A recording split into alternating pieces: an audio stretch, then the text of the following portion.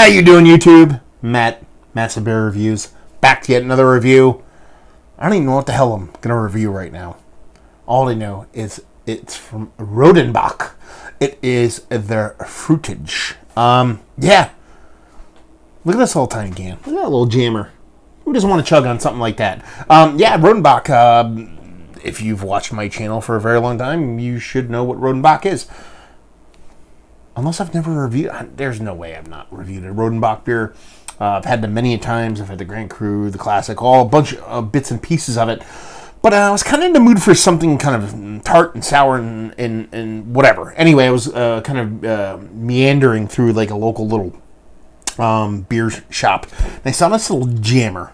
And I was like, what the hell is this thing? I have not seen it before. Kind of floating out there in the beer universe. Maybe that makes me not in the know, but, you know, it is what it is. But, yeah, it is apparently kind of based off of what they typically do there at Rodenbach, but kind of flipping the script instead of going kind of younger and older mix. It's like the younger and really kind of young kind of beer mashed with a whole bunch of fruit. That's my guess. We're going to dive into it, see what she's got. As far as what it says on the can, it says new.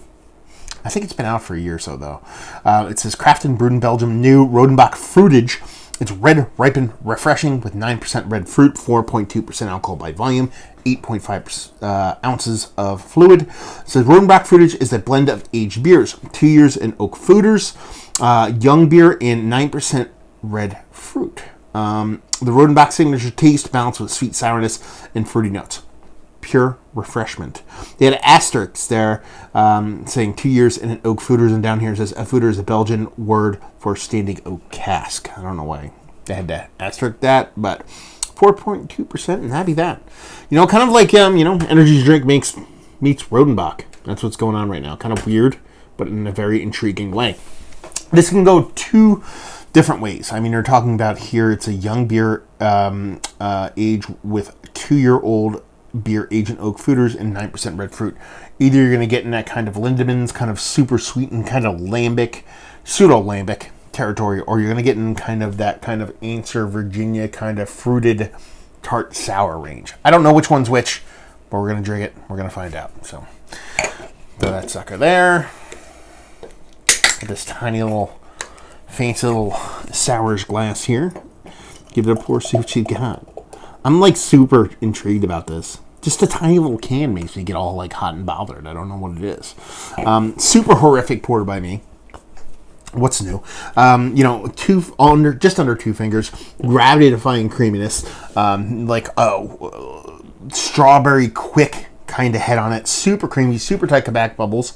Kind of left behind a nice, rich, relatively clear but dark kind of rich red fruit, as I would say on there, like kind of cherried, raspberried, kind of red fruited kind of darkness to it. She's not hazy. You can definitely see through her, especially if you look up from the bottom here, up towards the light.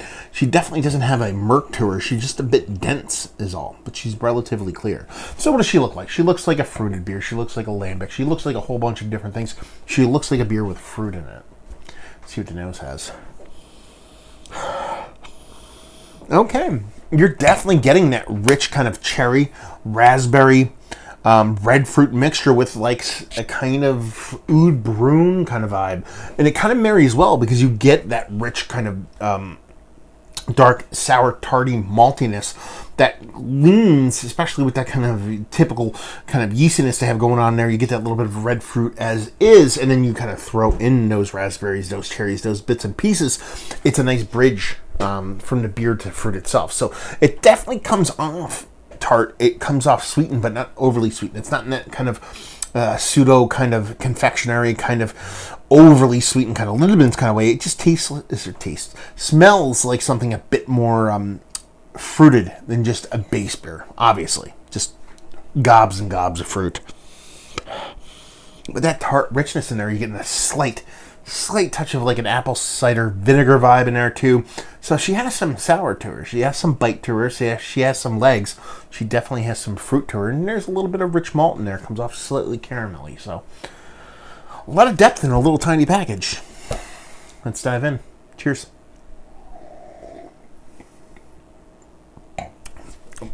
Very sweet. Very sweet. But I don't mind it. It's sweetened. It comes off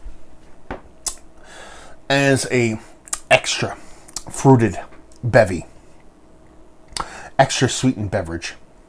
But I don't mind it. It doesn't come off as that syrupy candied thing that you get in that Lindemann scene. It actually does get a bit closer to kind of that, exploding sticker can answer fruited thing that everybody's doing nowadays, to where you get like those big, huge kind of juice kind of beers that are just so much fruit packed into it that if you actually get it above 60 degrees, it becomes a time bomb kind of thing.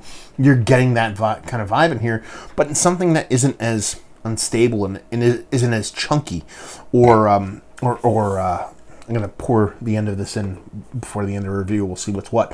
That isn't as 1/3 fruit puree and 2/3 pseudo beer. It actually does come off as a kind of oud brun. It comes off with that tartness. It comes off with that sourness. But you have that added component of the fruit in there, which is huge, gigantic, rich red fruits. And you get that added component of that sweetness, which is very sweet, but I think works and balances off some of that sourness. Again, it's very sweet, but it works. It works. The balance is there. It's not overly sweet. It's very sweet to balance off the tartness that is there in a really small and tiny package. It's actually kind of a really fun little beer. This is a quintessential summer beer. This is a beer I could drink a crazy amount of in the hot summer months, and I'm kind of peeved. I just kind of found out about it now. Now, the price point of it, I don't know. I kind of picked it up on a Mix of Six little journey, so $2 isn't bad for a little tiny little talk can of this. But yeah, man, it reminds me a lot of those kind of new school kind of juicy crowlers. I keep saying the answer type stuff is that's what most people kind of lean to when they talk about those kind of beers. But yeah, I think it's fun. I think it's tasty. I think it stays true to being a beer while at the same time giving you heaps of fruit, and while at the same time being really sweet.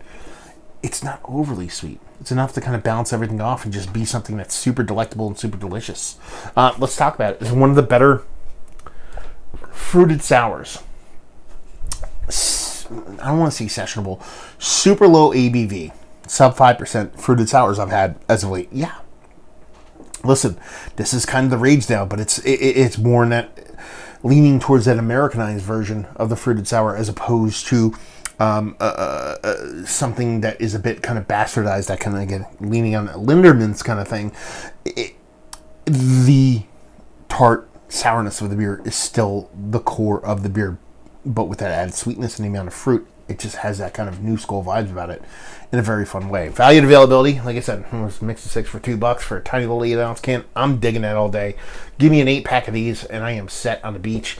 I don't know what the distro is like. Hopefully it's available everywhere, and leave you with, if you like what we like this.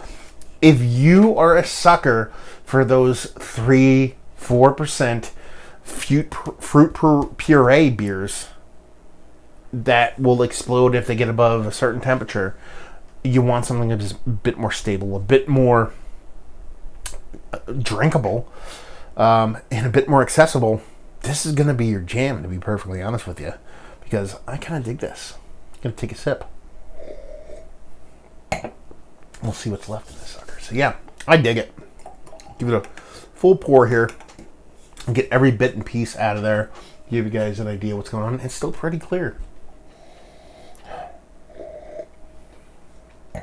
Yeah, you're basically getting that big, heated, juicy juice kind of fruited Berliner sour / beer, but in, I think, a better made package and something that will not explode in the back of your car and still taste pretty damn fucking cool. So if you dig those kind of beers, or you like Rodenbach, or you like Oud Bruns, but you want something a little bit sweeter, or you kind of secretly like a little bit of Lindemann's because you like that sweetness to bounce off that tartness, but you want something that is just a little bit more,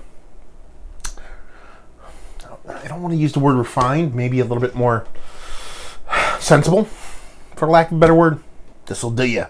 So there you go. Another review in the books. Hopefully you guys enjoyed it. Down there if you want to talk about it. Massive Beers if you want to check me out doing the social media stuff. Beer Massive if you want to check me out doing the whole podcasting stuff. And hopefully you guys enjoyed the review. Hopefully enjoying a nice little 8-ounce tart fruited jammer right now. And we'll see you next time.